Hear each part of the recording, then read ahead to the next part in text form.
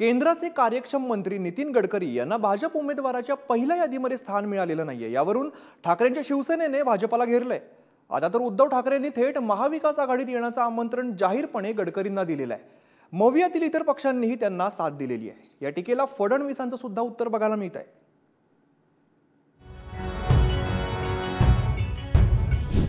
लोकसभा निवडणुकांत विरोधकांवर आघाडी घेत भाजपनं पहिल्या 195 उमेदवारांची यादी जाहीर केली।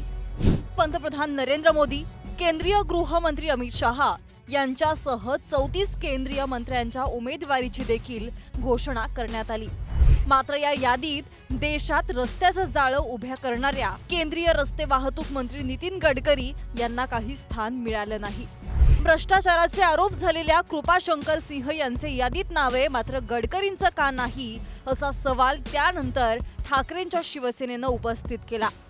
ज्या नितीन गडकरींनी आपल्या युतीच्या काळामध्ये अप्रतिम काम केलं, मुंबई पुणे रस्ता केला आणि धडाकेबाज माणूस, निष्ठावंत, संघाचा निष्ठावंत, भाजपचा निष्ठावंत, अन्याय झाला तरी चालेल पण मी पक्षशिस्त मोडणार नाही। तुम्ही कृपाशंकर सिंहाचं नाव मोदीजींच्या बरोबरीने पहिल्या यादीत देता, पण आमच्या महाराष्ट्राच्या नितीन गडकरींचं नाव, जे तुमचे अध्यक्ष होते, त्यांचं नाव तुम्ही देत नाही। इतक्यावरच हा मुद्दा थांबला नाही तर सामना या मुखपत्रातून अग्रलेख लिहून गडकरींना उमेदवारी का नाही असा सवालही ठाकरेंनी विचारलाय। काय लिहिलंय अग्रलेखात पाहूयात। देशात गेल्या 10 वर्षात जो विकास झाला त्यात सर्वाधिक योगदान गडकरींच्या रस्ते निर्माण खात्याचे। मोदी शहांपुढे हाजी हाजी करत नसल्यानं गडकरींना डावलण्यात येत आहे। लोकसभा निवडणुकीनंतर अस्थिर राजकारण झाल्यास गडकरी सर्व पक्षीयांना मान्य असतील। त्यामुळेच गडकरी दिल्लीत नकोत अशी मोदी शहांची रणनीती।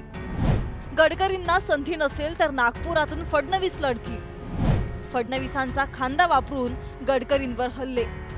भविष्यामध्ये दिल्लीमध्ये जर पुन्हा संधी मिळाली तर 2024 साली भारतीय जनता पक्षाला अजिबात बहुमत मिळण्याची शक्यता नाही।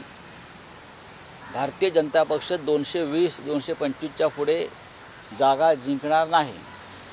अशा वेळेला सर्वमान्य उमेदवार म्हणून जर गडकरींचं नाव कोणी पुढे केलं त्यावेळेला नितीन गडकरी हे दिल्लीत असू नयेत म्हणून गडकरींचा पत्ता आताच कट करण्याचा हे षडयंत्र आहे। यानंतर महाराष्ट्राच्या दौऱ्यात प्रत्येक सभेत उद्धव ठाकरे हे गडकरी आणि त्यांना न मिळालेल्या तिकीटाचा उल्लेख करतायत। आता तर त्यांनी थेट नितीन गडकरींना महाविकास आघाडीत यावं असं निमंत्रण दिलंय। नितीनजी सोडून द्या भाजपा, राह उभे, आम्ही महाविकास आघाडीकडनं तुम्हाला निवडून आणतो। दाखवा महाराष्ट्राचं पाणी, दाखवा महाराष्ट्राची धमक, दाखवा।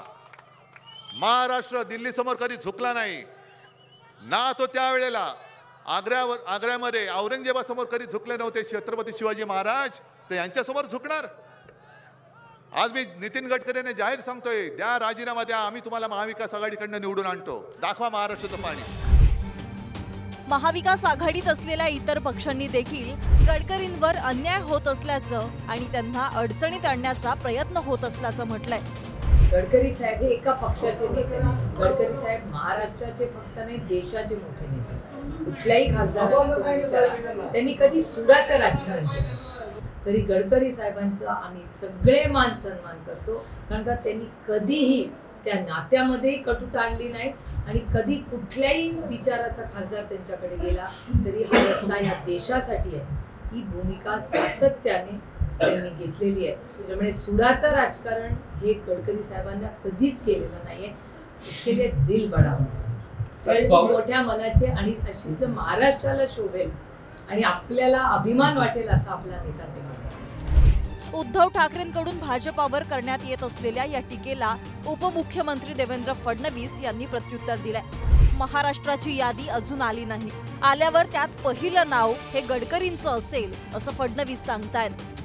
ज्या पक्षाचा बँडबाजा वाजलाय त्या पक्षाच्या अध्यक्षांनी गडकरीजींसारख्या राष्ट्रीय नेत्यांना ही ऑफर देणं म्हणजे एखाद्या गल्लीतल्या व्यक्तीने मी आता तुम्हाला अमेरिकेचा राष्ट्रपती बनवतो, तुम्ही माझ्याकडे या असं सांगण्यासारखं आहे। खरं म्हणजे माननीय गडकरी साहेब हे आमचे मोठे नेते आहेत।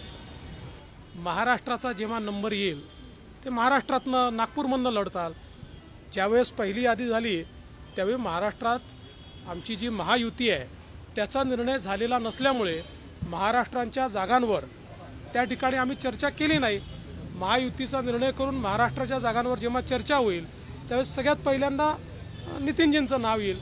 त्यामुळे मला असं वाटतं की हे जे काही या ठिकाणी स्वतःला मोठं दाखवण्याचा प्रयत्न उद्धवजी जे करतायत त्यांचं हसं होत आहे। गडकरी साहेबांचं आणि भारतीय जनता पार्टीच्या नेत्यांमध्ये काहीतरी वितुष्ट आहे असं संदेह निर्माण होईल असं वातावरण करणं मला वाटतं की इतक्या मोठ्या स्तरावरच्या नेत्याला या बाबतीमध्ये चिंतन मंथन केलं पाहिजे। गडकरीजी ही राष्ट्रीय संपत्ती आहे, अतिशय देशासाठी उत्तम कार्य करणारे आणि फक्त उत्तम कार्यच करत नाही, कोणत्याही पक्षाचा नेता असू द्या संसदेमध्ये त्यांच्या एका प्रस्तावावर 68 खासदारांनी चर्चेत सहभाग घेतला आणि 68 पैकी 67 सर्वपक्षीय खासदारांनी त्यांचं अभिनंदन केलं, कौतुक केलं। गडकरींच्या नावावरून हा सगळा वाद सुरू असताना यात नितीन गडकरी मात्र मौन बाळगून आहेत। मोदी सरकारमध्ये अत्यंत कार्यक्षम मंत्र्यांमध्ये त्यांच्या नावाचा समावेश होतो।